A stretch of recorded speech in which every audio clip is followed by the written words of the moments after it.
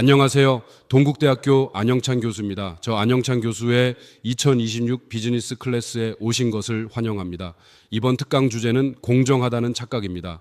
오늘은 그 첫 번째 강의를 시작하겠습니다.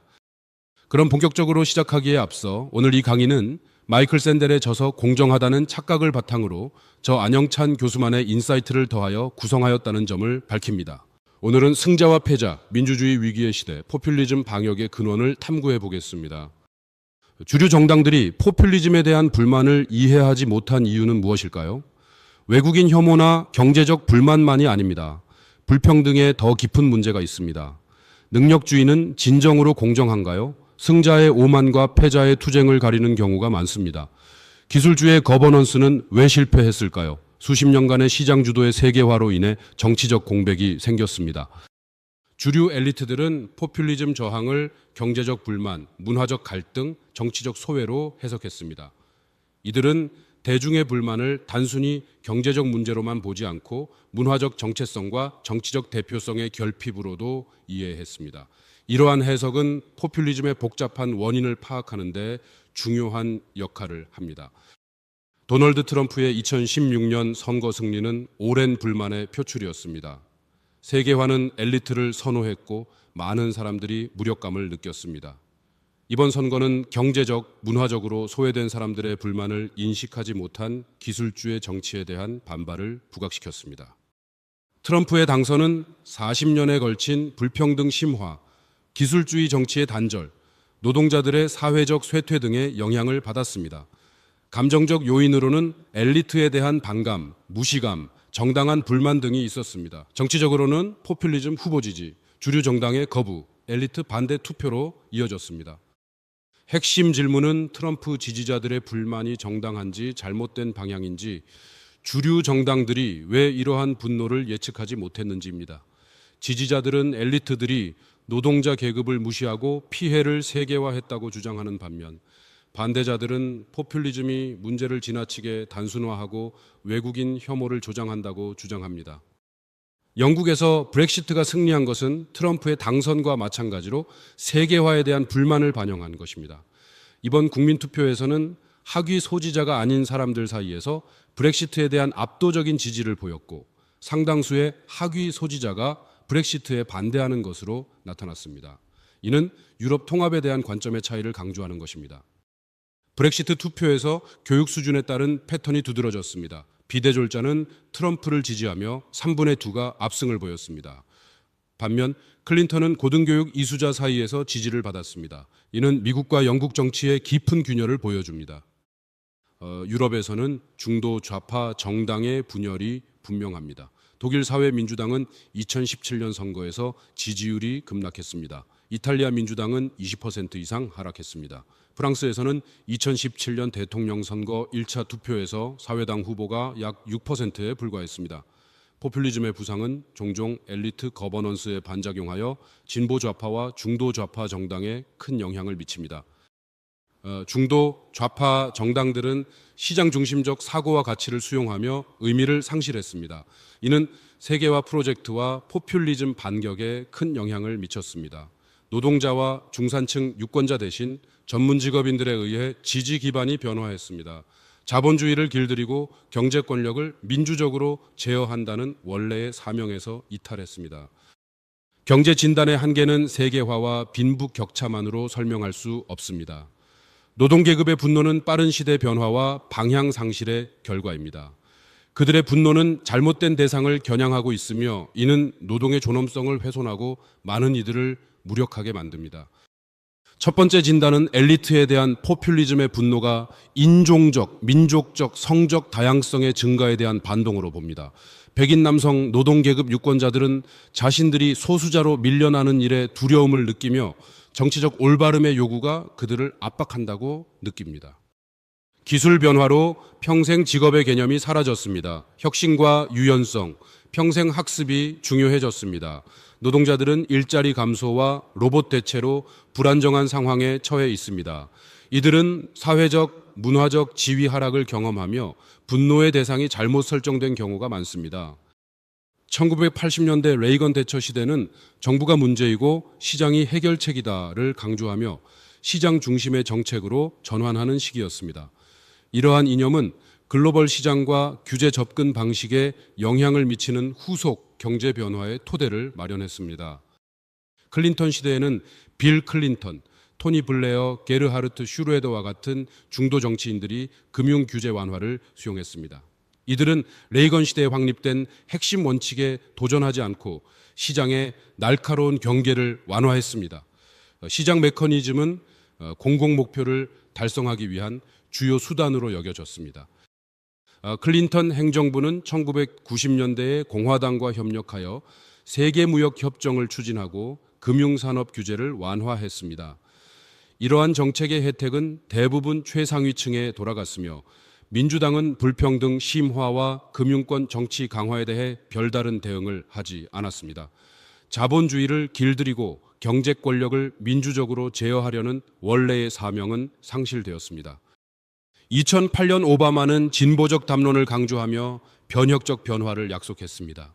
그러나 그의 도덕적 에너지와 시민 이상주의는 선거 운동을 넘어 지속되지 못해 수사학과 현실 사이에 괴리가 생겼습니다.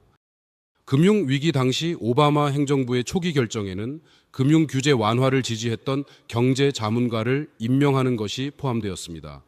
이들은 은행에 대한 책임을 묻지 않고 집을 잃은 사람들에게 거의 도움을 주지 않았습니다. 이러한 소극적인 태도는 도덕적 항의를 잠재우고 월스트리트에 대한 대중의 분노를 불러일으키며 행정부의 그림자를 드리우고 포퓰리즘 반발을 불러일으켰습니다. 월스트리트 점령운동과 버니 샌더스 후보의 출마는 좌파 포퓰리즘 반발을 불러일으켰습니다. 이 운동은 상위 1%에 대한 99%의 투쟁을 강조하며 금융 엘리트를 비판하고 경제 정의를 요구했습니다. 이 운동은 불평등을 해소하고 민주적인 경제 거버넌스를 촉진할 것을 촉구했습니다. 2009년에 등장한 티파티 운동은 보스턴 티파티에서 영감을 받아 억압적인 것으로 인식되는 정부 개입에 대한 저항을 상징합니다. 이 운동은 도널드 트럼프의 대선 출마와 선거 등 정치 지형에 영향을 미치는 중요한 보수적 포퓰리즘 운동입니다. 포퓰리즘은 좌파와 우파 모두 엘리트 권력에 반대한다는 공통점, 2008년 금융위기 대응에 대한 분노, 은행 구제금융 비판, 주류 정당에 대한 불신이라는 공통점을 가지고 있습니다. 좌파는 경제 정의와 불평등에 초점을 맞추고 우파는 정부 개입과 복지 축소에 반대한다는 점을 강조한다는 차이점이 있습니다. 미국, 영국, 유럽에서 포퓰리즘이 부상한 것은 일반적으로 반엘리트 정서를 반영합니다. 1970년대 이후 미국의 소득 분배는 크게 변화했습니다. 대부분의 국민 소득은 상위 10%에 점점 더 집중되고 있는 반면 하위 50%는 거의 또는 전혀 증가하지 않았습니다. 이는 수십 년 동안 증가하는 경제적 불평등을 강조합니다. 근로 연령층의 중위소득은 약 36천 달러로 40년 전보다 낮습니다. 미국인 중 가장 부유한 1%는 하위 50%보다 훨씬 더 많은 소득을 올리며 소득 불평등을 강조합니다. 노력하면 해낼 수 있다는 문구는 평등한 기회에 대한 믿음을 강조합니다. 누구나 재능이 허락하는 한 높이 올라갈 수 있다는 것을 시사합니다. 이 아이디어는 증가하는 불평등에 대응하여 노력과 기회 평등 원칙의 준수를 강조합니다. 1957년 진 앨리슨이 처음 노래한 이 곡은 나중에 롤링 스톤스에 의해 리메이크 되었습니다. 최근 몇 년간 정치인과 정당들은 하면 된다 구호에 몰두했습니다. 공화당의 로널드 레이건, 조지 W. 부시, 마코 루비오, 민주당의 빌 클린턴, 버락 오바마, 힐러리 클린턴이 이를 반복했습니다. 오바마는 이 구호를 변형하여 연설과 공식 발언에서 140회 이상 사용했습니다. 노력하면 해낼 수 있다는 표현에는 두 가지 측면이 있습니다. 긍정적으로 자존감을 높이고 노력을 강조하며 사회적 이동성에 대한 희망을 제공합니다. 부정적으로 수치심을 유발하고 승자에게 압력을 가하면서 패자의 사기를 떨어뜨리며 실패가 게으름이나 재능 부족으로 인한 것임을 시사할 수 있습니다. 미국과 유럽의 사회적 이동성 비교를 살펴보겠습니다. 미국 하위 5분위 출신 중 상위 5분위로 이동한 사람은 1명에 불과하며 대부분은 중산층에도 도달하지 못했습니다. 미국인의 70%는 자력으로 빈곤에서 벗어날 수 있다고 믿지만 유럽인은 35%만이 그렇게 믿습니다. 미국보다 캐나다, 독일, 덴마크 등 유럽 국가에서 계층 이동이 더 활발합니다. 이는 미국이 오랫동안 변명해온 계층 이동 가능성과 맞지 않습니다. 미국은 불평등 격차가 더 크지만 계층 상승이 가능하다고 믿습니다. 그러나 사회적 이동이 잘 일어나는 국가는 평등 수준이 높은 경우가 많습니다. 명문대학들은 과거 특권층의 입학 장벽을 허물고자 노력했습니다. SAT는 계층과 가문이 아닌 학업 성적으로 학생을 선발하겠다는 약속과 함께 도입되었습니다. 그러나 오늘날 능력주의는 세습귀족제로 변질되고 있습니다. 하버드와 스탠퍼드는 학생들 사이에 상당한 소득 격차가 있습니다. 하위 5% 소득 계층에서는 4% 미만이 소득 격차를 보이는 반면 상위 1% 소득 계층에서는 50% 이상이 소득 격차를 보이고 있습니다. 이러한 극심한 불균형은 엘리트 대학에서 사회 경제적 다양성을 달성하는 데 있어 어려움을 강조합니다. 누구나 노력과 재능을 통해 최고의 자리에 오를 수 있다는 믿음은 점점 더 현실과 단절되고 있습니다. 사회적 이동성은 시스템적 불평등으로 인해 방해를 받고 있으며 부와 권력 격차를 해결하는 것이 중요합니다. 이러한 문제를 해결하지 않으면 사다리 자체의 접근성이 떨어지고 있기 때문에 사다리를 오르는 개인을 지원하는 것은 무의미합니다. 기술 관료주의는 시장에 대한 믿음과 강하게 연관됩니다. 이는 시장 경제가 공공성을 달성하는 기본 도구로 여겨지며 공적 문제를 기술 전문가에게 맡김으로써 시민들은 손 쓸 수 없도록 만듭니다. 민주적 토론의 범위를 좁히고 공론의 내용을 공허하게 하며 개인들이 무력감에 빠지게 합니다. 기술 관료주의와 시장 친화적 세계화 개념은 좌우 주요 정당에 수용되었습니다. 특히 중도 좌파 정당이 시장 중심적 사고와 가치를 수용한 일은 의미심장합니다. 이러한 기술 관료적 맹신이 포퓰리즘 불만에 어떻게 반응했는지는 불평등 심화, 국가적 정체성과 애국심 약화, 시민들의 무력감 증대에서 알 수 있습니다. 40년에 걸친 이 프로젝트는 공공재를 기술 관리로 인정하는 것과 능력주의를 통해 승자와 패자를 정당화하는 두 가지 핵심 문제에 직면했습니다. 이러한 측면은 포퓰리즘 반발의 발판을 마련하여 프로젝트의 목표에 도전하고 시장 주도의 세계화의 복잡성을 강조했습니다. 세계화의 정치적 담론에서는 상품과 자본이 국경을 자유롭게 넘나들며 이를 지지하는 사람들은 진보적 코스모폴리탄으로 여겨집니다. 반면 보호주의와 민족주의는 협소하고 파편적인 정체성으로 비판받습니다. 이제 정치의 기준은 좌냐 우냐가 아닌 열려 있느냐 닫혀 있느냐로 바뀌어야 한다고 주장합니다. 능력주의의 윤리적 문제는 현실이 이상을 충족하지 못할 때 발생합니다. 완벽하게 구현되더라도 도덕적, 정치적 만족도는 의문입니다. 사회적 유대감을 약화시키고 실패한 사람들에게 부담을 주며 성공한 사람들 사이에서 오만함을 조장합니다. 보상의 공정성은 여전히 중요한 문제입니다. 능력주의의 핵심 신화는 통제할 수 없는 요인에 따른 보상이나 처벌이 부당하다는 믿음입니다. 그러나 재능 소유를 진정으로 개인의 공로로 볼 수 있을까요? 이는 재능으로 인해 부상한 사람이 시장 가치 기술이 부족한 똑같이 열심히 일하는 사람보다 더 많은 보상을 받을 자격이 있는지에 대한 윤리적 우려를 불러일으킵니다. 능력주의의 윤리는 승자에게는 오만을, 패자에게는 분노를 조장할 수 있습니다. 능력주의가 초래하는 감정 구조를 살펴보겠습니다. 승자의 오만은 자신의 성공을 전적으로 노력의 결과로 여기며 운이 나빴던 사람들을 깔보는 경향이 있습니다. 반면 패자의 굴욕은 실패를 자신의 재능 부족과 게으름 탓으로 돌리며 좌절감을 느끼게 합니다. 능력주의적 오만은 성공을 자신의 노력만으로 이룬 것이라 착각하게 만듭니다. 이는 기술 관료적 정치의 도덕적 자세와 연결됩니다. 우리의 재능과 행운이 우연에 따른 것임을 인식할 때 연대감을 약화시킵니다. 완벽한 능력주의는 감사의 마음을 제거하고 공동 운명체로서의 능력을 경감시킵니다. 굴욕의 정치는 불의의 정치와는 다릅니다. 분노와 분노를 촉발하여 포퓰리즘 반발을 불러일으킵니다. 이러한 역학관계는 잠재력을 일깨우고 포퓰리즘 반란으로 이어질 수 있습니다. 패자의 굴욕과 승자의 오만함 사이의 상호작용은 능력주의의 윤리적 차원을 강조합니다. 도널드 트럼프는 자신을 아웃사이더로 묘사하며 분노를 효과적으로 활용했습니다. 오바마나 클린턴과 달리 그는 승자와 패자의 초점을 맞춰 기회에 대한 논의를 피했습니다. 포퓰리즘 성향의 버니 샌더스도 사회적 이동성보다 불평등을 강조했습니다. 트럼프의 파리 협정 탈퇴는 일자리 창출이나 기후 문제와는 무관하지만 미국을 부담에서 해방시키는 것으로 프레임화되었습니다. 물건을 만드는 것에서 돈을 관리하는 것으로의 전환으로 인해 전통적인 직업 명성이 하락했습니다. 헤지펀드 매니저와 월스트리트 은행가들은 종종 사회복지보다 이윤을 우선시하여 기존 역할의 가치를 약화시킵니다. 이러한 전환은 고용 안정성과 노동에 대한 사회적 인식에 영향을 미치는 광범위한 경제 변화를 반영합니다. 힐러리 클린턴은 2018년 문바이 연설에서 자신의 대선 전략을 평가하며 능력주의적 오만을 드러냈습니다.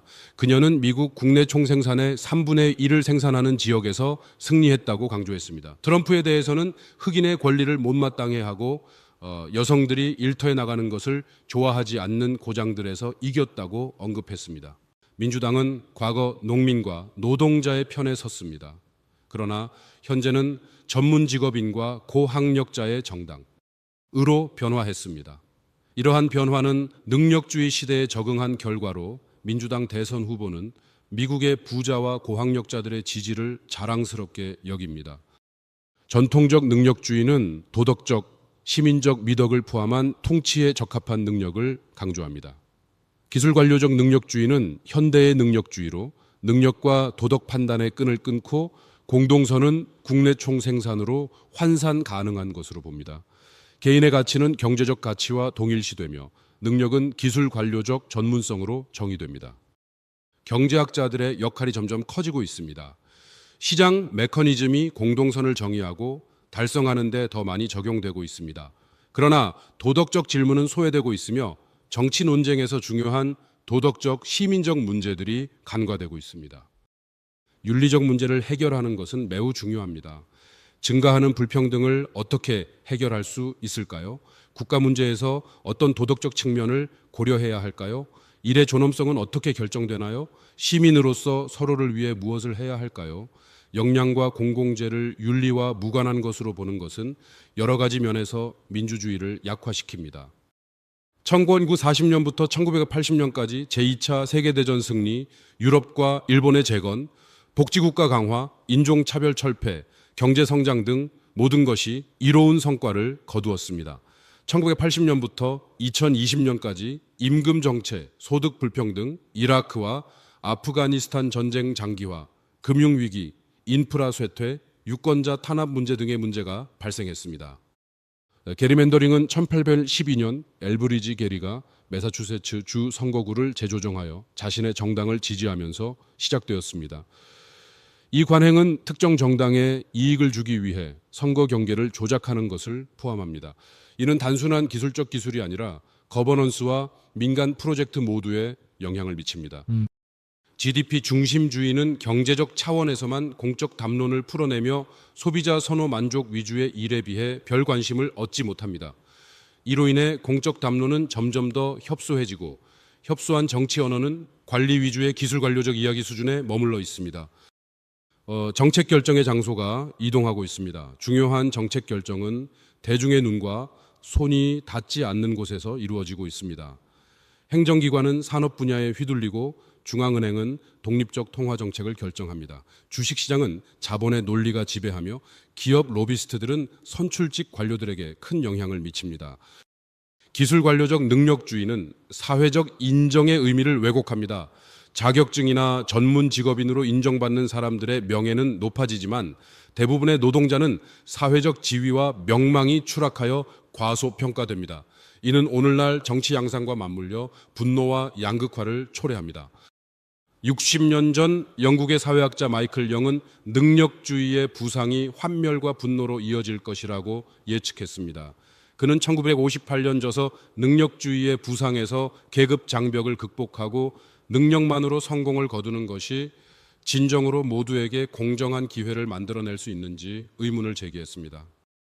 마이클 영은 노동계급과 특권층 자녀들이 공정한 경쟁을 벌이는 상황을 환영했지만 그 결과가 진정으로 기쁠지 고민했습니다. 승자는 자신의 능력과 노력의 결과로 성공을 당연시하고 실패자는 자신을 탓하게 됩니다. 영에게 능력주의는 사회적 불화를 불러오는 제도였습니다. 포퓰리즘 불만의 본질은 임금을 넘어선 문제입니다. 수십 년 전 그는 지금 우리의 정치를 오염시키고 포퓰리즘의 분노를 부채질하는 가혹한 능력주의의 논리를 꿰뚫어 보았습니다. 경제적 차원에서 임금이 오르지 않고 사회적 차원에서는 사회적 명망이 추락했습니다. 엘리트들은 트럼프와 같은 포퓰리즘적 권위주의자들의 민주주의 위협에 직면해 위기의식을 느끼고 있습니다. 그러나 그들은 자신들이 자아낸 분노가 포퓰리즘의 불을 댕겼음을 깨닫지 못합니다. 현재의 소란은 정치적 실패에서 비롯된 역사적 균형의 붕괴를 반영하고 있습니다. 주류 정당과 엘리트는 정치 차원을 놓치고 있습니다. 그들은 시장 주도적 세계화에서 분배의 정의 문제만을 강조합니다. 세계 무역과 신기술, 경제의 금융화에서 이익을 보는 사람들은 손해를 보는 사람들에게 제대로 보상하지 않고 있습니다. 이는 포퓰리즘의 불만과 기술 관료적 통치의 실패를 제대로 이해하지 못하는 것입니다. 공적 의미의 공백은 정치 담론에서 도덕과 정치 문제를 외면하거나 전문가와 기술 관료에게 맡기는 경향을 초래합니다. 이는 민주적 합의의 상실로 이어지며 정체성과 생득성에 대한 권위주의적 형태, 예를 들어 종교 근본주의나 적대적 민족주의가 그 공백을 메우려는 시도로 나타납니다. 시장 주도적 세계화는 정치 담론을 공동화하고 시민들을 무력하게 만들었습니다. 이는 포퓰리즘 방역을 촉발했으며 공론장에서 민족주의가 부상하는 결과를 초래했습니다. 능력주의는 사회적 연대에 심각한 피해를 입히고 있으며 이를 재검토해야 합니다. 도덕적으로 건실한 정치 담론을 찾아내야 합니다. 이 슬라이드는 중요한 정치 이벤트와 프레임워크에 대한 포괄적인 체크리스트를 제시합니다. 주요 예로는 2016년 트럼프 대통령의 선거, 브렉시트, 유럽 포퓰리즘의 급증 등이 있습니다. 또한 경제 및 기술적 제약, 정책 전환, 사회 운동, 불평등 데이터, 능력주의에 대한 윤리적 고려사항도 다룹니다. 총 23개의 핵심 사례가 포함되어 있어 자세한 개요를 제공합니다. 어떠셨나요? 강의 내용이 조금 흥미로우셨습니까? 아쉽지만 오늘 강의는 여기서 마무리하려고 합니다. 다음 제2강에서 뵙겠습니다. 그럼 여러분 정의를 향해 함께 나아갑시다. 네버 스탑 체인지 피플 퍼스트 안영찬 교수였습니다. 감사합니다. 유익하셨다면 좋아요, 구독, 알림 설정 부탁드립니다. 더 방대한 고급 정보를 얻고 싶으신 분들은 멤버십 가입도 추천드립니다. 감사합니다.